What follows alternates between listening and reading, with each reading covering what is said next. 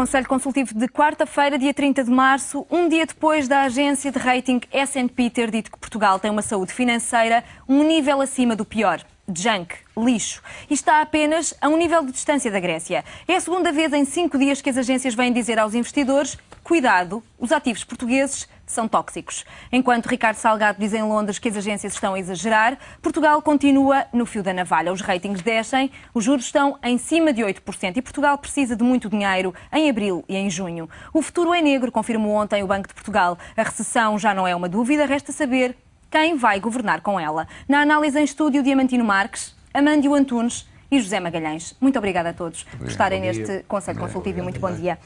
Comece por si, por lhe perguntar se acredita nas agências de rating.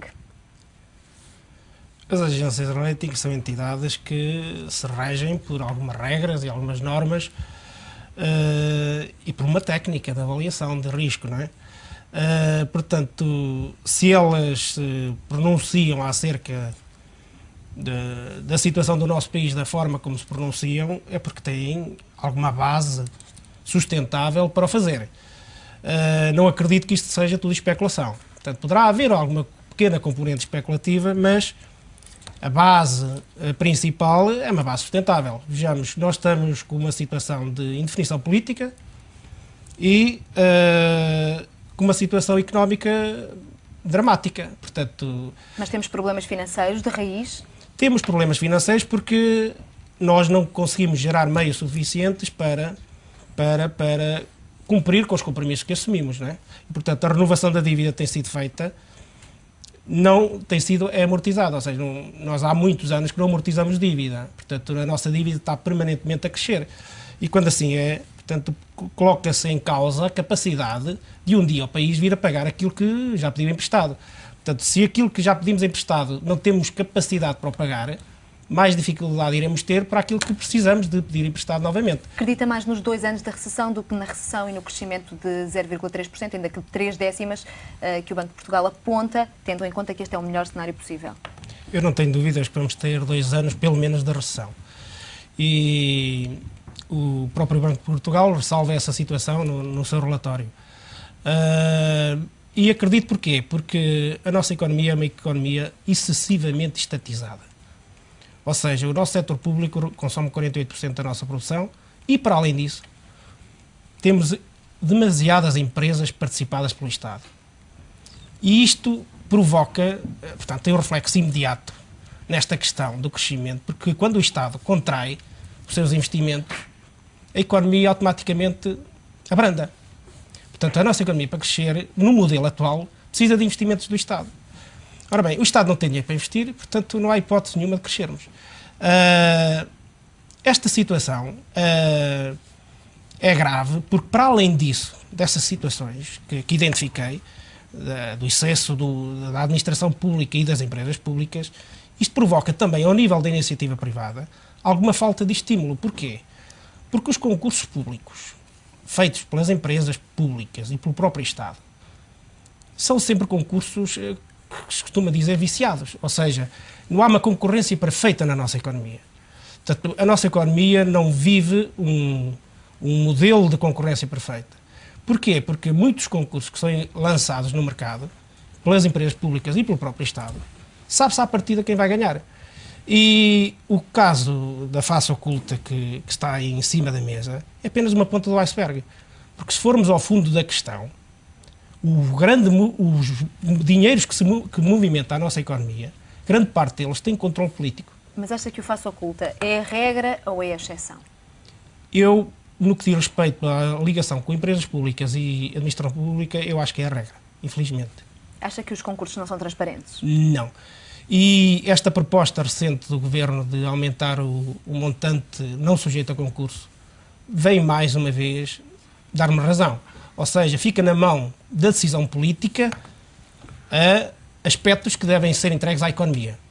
Portanto, deve ser a economia a desenvolvê-los e não os políticos. Os políticos têm o seu papel de definição estratégica, de definição do modelo social, etc. Agora, a economia deve ser a própria economia a produzir, a inovar, a crescer, a investir.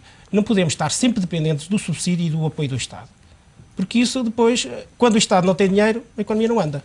Por isso gostava de voltar aqui para lhe perguntar se esta receita é ou não questionável. Esta receita que os partidos políticos têm apoiado ou têm viabilizado, como é o caso do PSD, esta questão do aumento dos impostos, esta questão de custar nas prestações sociais. O Banco de Portugal prevê no seu índice económico, também faz uma outra análise, em que prevê que com o aumento do IVA e uma redução em 4 pontos das descontos dos empresários para a segurança social, haveria um impacto mais positivo na competitividade.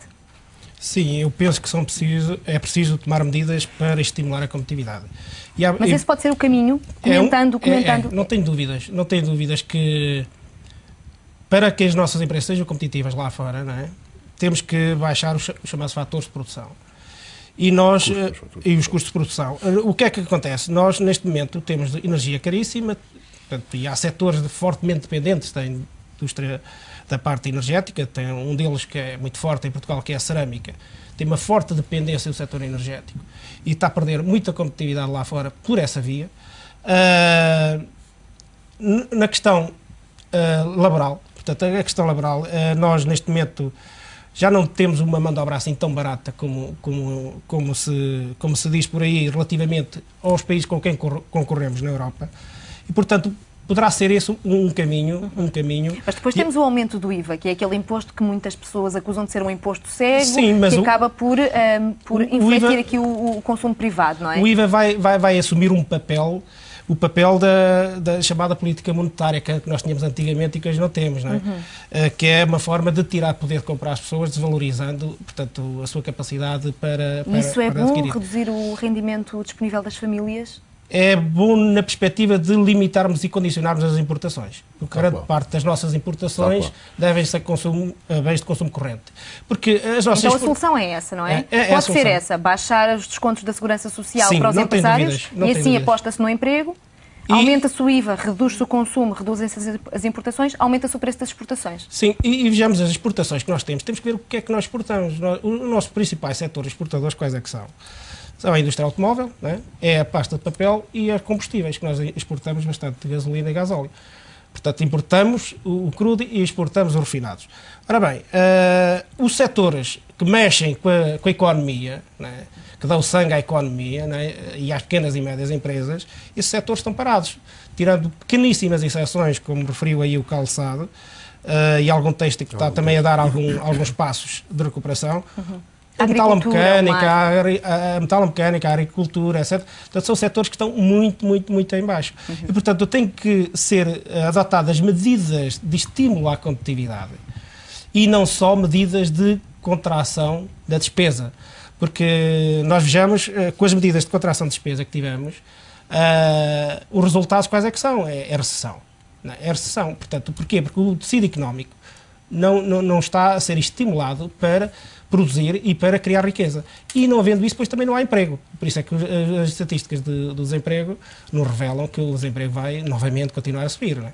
Efetivamente, essa já não é a verdade deste país. A verdade é que os ratings estão a descer, os juros estão a subir, as obrigações do Tesouro, por exemplo, há 5 anos acabaram de bater os 9%, estão acima dos 9%, é uma notícia também de última hora.